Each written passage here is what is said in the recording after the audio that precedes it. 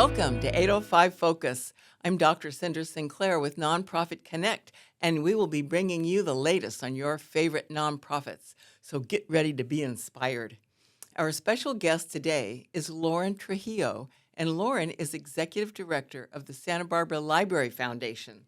Welcome, Lauren. Thank you for having me. So excited to be here and catch up again. Yes, catch up. We have a lot to catch up about. It's pretty exciting in your world. Yes, a lot has happened in the 2 years since we last did this and sat down and chatted library. Yes, so fill us in. What's cooking over in your corner of the world? Yes, so since 2022, we broke ground on the plaza, and now it's done. We've finally reached this milestone for the community where the doors are open, the space is open, Anna Pamu Street is lively. We have a new community thoroughfare between the Larcata, the art museum, and the library. Oh, man. Very exciting.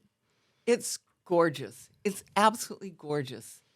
So tell me, how do you think it's going to be used? How will people access it? Yes, we're so excited for how it's going to be used. It's already been activated with the Plaza-Palooza opening and library programs that are scheduled for the rest of the year and moving into the new year. We're so excited for programs ranging from our annual Santa Barbara Reads program to summer reading, lunch at the library.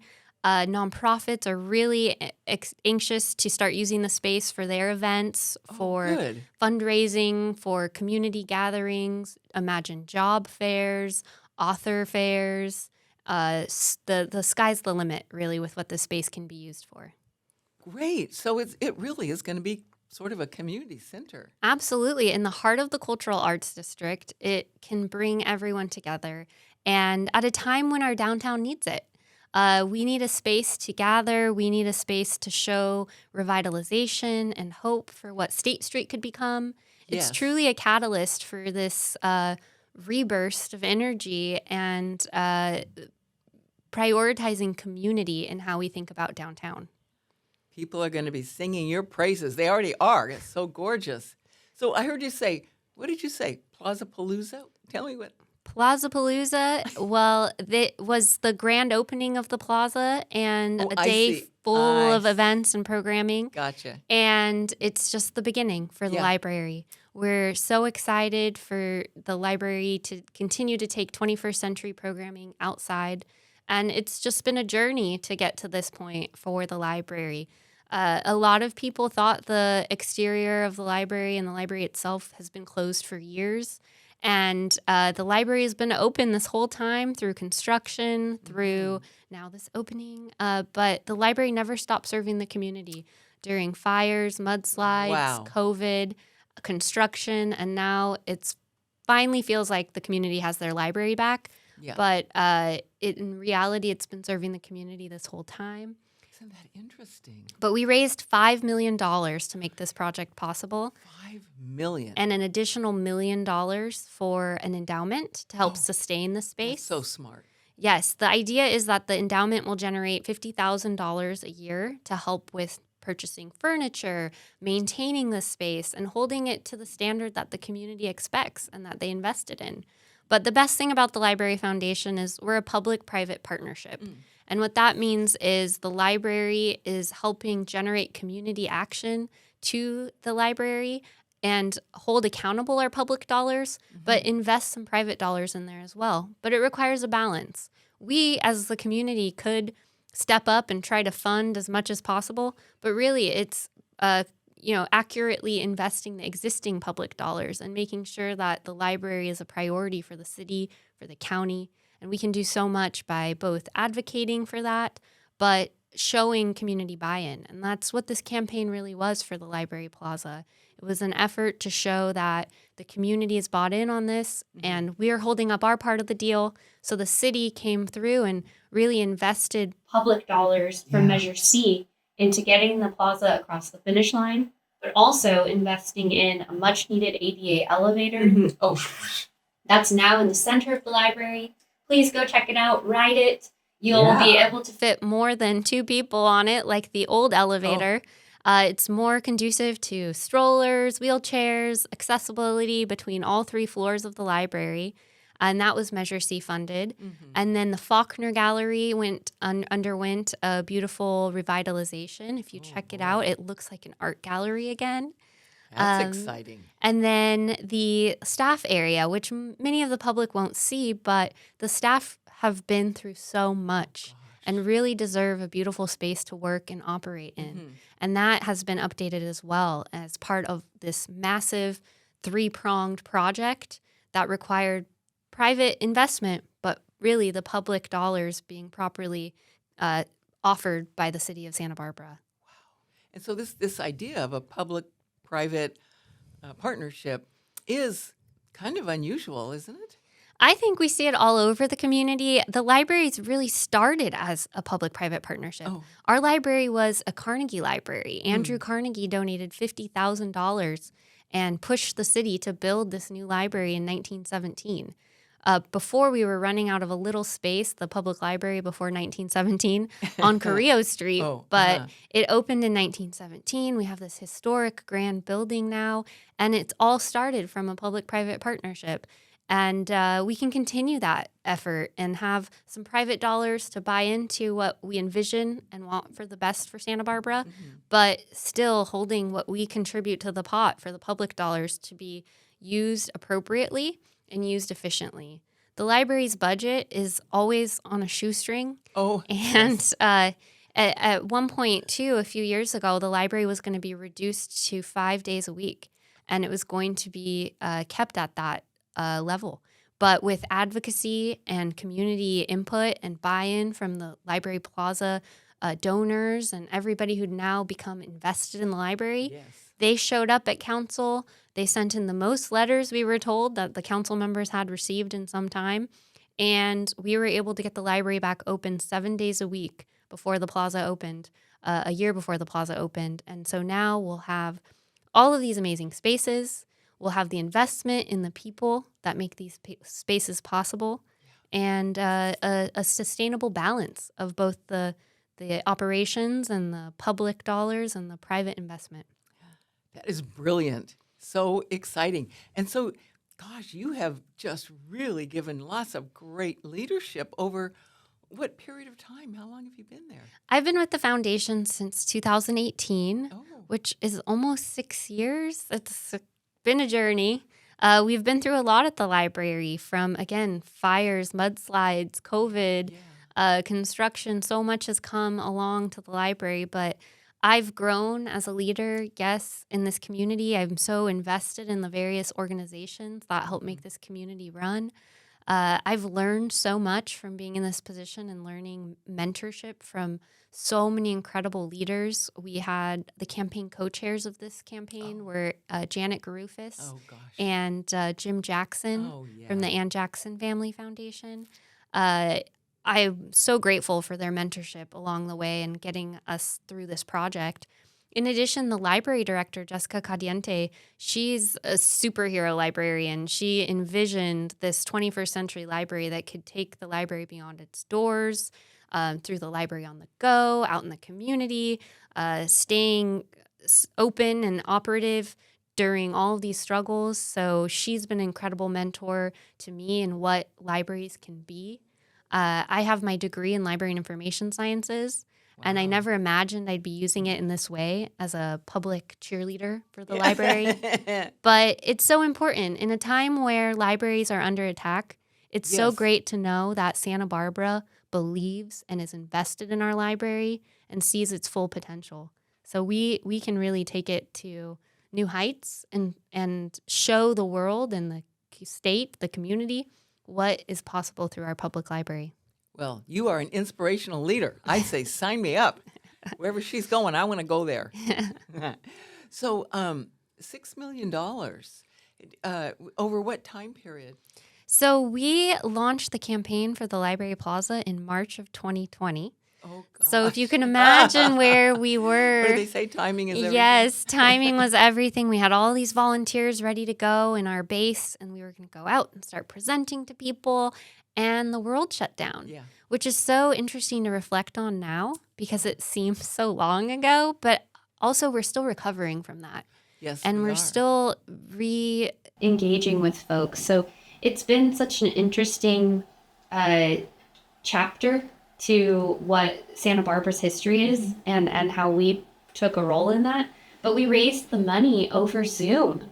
We had a capital campaign and gave tours of the space that people couldn't physically come and see because of COVID over Zoom. We had to show virtually how it was going to look and what the current conditions were and help people imagine what the space was going to be. But it came at such a time when people were yearning for outdoors, yearning for gathering spaces, and really understood the value of what this was going to bring the community because we were all trapped behind our computers. So to see this come full circle and to see the opening of this space become a healing space almost for community gathering again and reentry. And at the library, you can come together, all walks of life. There's no expectation in gathering in this space. You don't have to pay to be there. Yeah. So it's this opportunity through such a hardship campaign that we went through to today. It's really going to be a beautiful asset to the community. Well, you can be proud of that, you and your whole team. Yeah. Well, the community made it easy. It's not easy to raise $5 million, but in Santa Barbara, everyone steps up. Everybody sees what's possible. And I know that this will be something we'll talk about for generations, and it'll be a legacy for the community for sure. So you have so many interesting programs. Why don't you tell us about some of your favorite ones? Yes. At the library, there's something for everyone. Yes. And I learned something new about all the programs that the librarians are putting on. Librarians are professionals. It's a career path that requires education in how to teach learning and how to adapt to community needs. The library is a community responsive library in our community. So that's unique in the fact that the programs that are being shaped are truly what the community members have asked for, what they particularly need at that time, and as a resource of access and information. So it's all very intentional, but it's also fun. So some of the things happening include chess has really made a comeback for kids and youth and all ages. Didn't know that. So they'll do chess days. But when you walk into the library, it's not just youth or teens. It's all ages, seniors playing with a teenager or family members gathering around and competing. That's just one program. Another program is the Orton Gillingham Readers Program. That's with a specific need to target folks or youth that are not achieving reading level. And we pair them with a tutor at the library to help bring them back up to reading level in a very specific targeted curriculum. And they're helping graduate 70 kids a year from this program and helping save readers who are really in need. And that's the literacy arm. But then there's also programs like Make SB, which is a punk rock concert in the library, bringing together the punk youth and making zines, which are fun magazine collages from the 90s era of art and culture. There's trail talks in the library once a month to talk about all the unique trails and nature aspects of the community. There's what are some drone training programs for youth to know how to operate a drone and what the rules and regulations are. There's also been Santa Barbara Reads, our annual community reads program, which is the idea to have the community read the same book at the same time. This year, we explored the genre of romance, which is very fun because it didn't lock us in just on one book, but different books in the romance genre for different ages.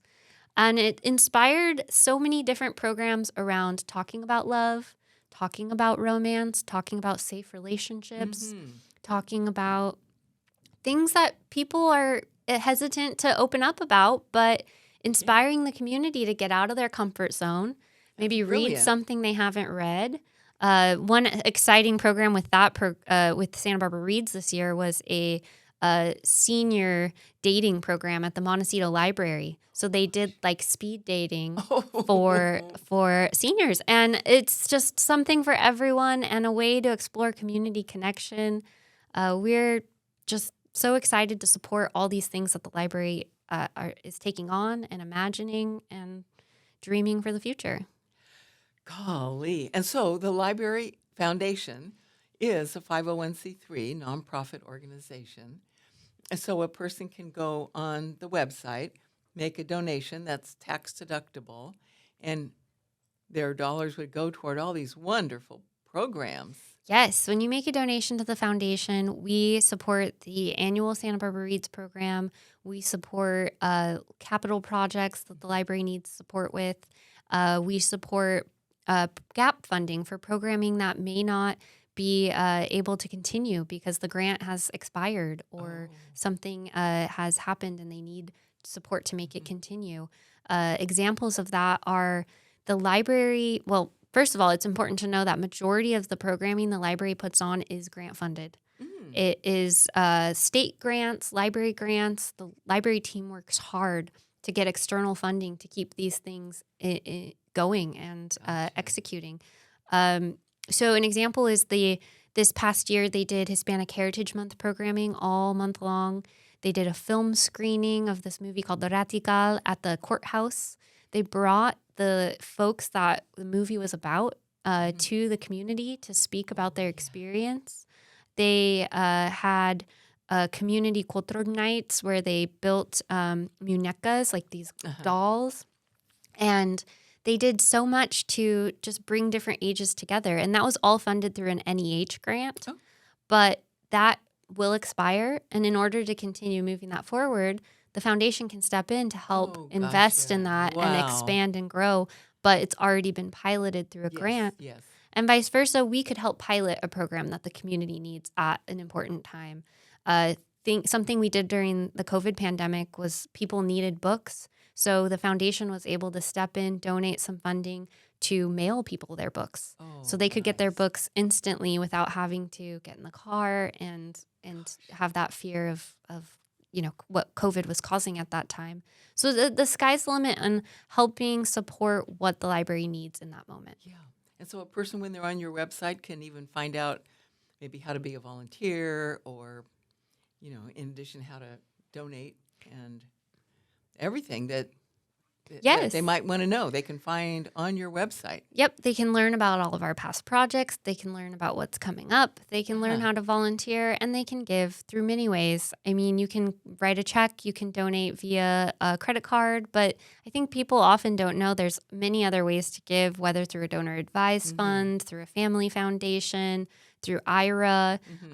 Consider all the different ways that you can make a contribution to your public library. So we have just a couple of minutes left. I heard you talk about a program earlier. What did you call it? Like instead of check out a book, you check out a person? Oh, yes. So it's coming up, you said. It's not. There's a lot of programs on the horizon always. The library is seeing what the community needs. Some things on the horizon could potentially be a seed library where you could check out seeds from the Botanic Garden and plant them at your home. And the Botanic Garden offers a program like that already, but at the library, it would be great to have a seed library.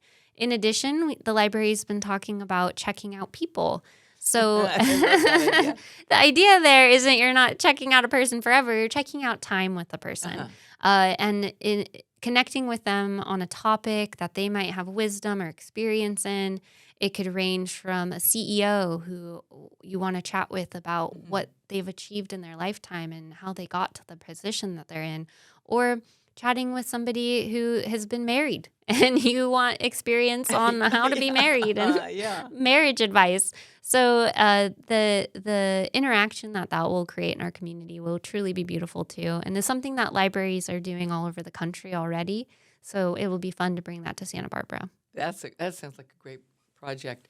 Well, Lauren, oh my gosh, thank you for your inspirational leadership and hard work. And thanks to your team as well, your board, and all of the people that made this a reality. So many people made this a reality. It's truly a community lift. Naming the plaza in honor of Michael Taube speaks just to that. He was a person who gave so much to this community, who had a business mindset, a heart for the arts. And that's what this created. It was a community project for the community, by the community, and is carrying this essence of we can all do something. and we can all come together, in the words of Michael Tobes, Yes. and carrying out that future for sure. Good. Well, and thank you for sharing all of this wonderful news with us on 805 Focus. Thank you. And thank you for joining us on 805 Focus, and we'll see you next time.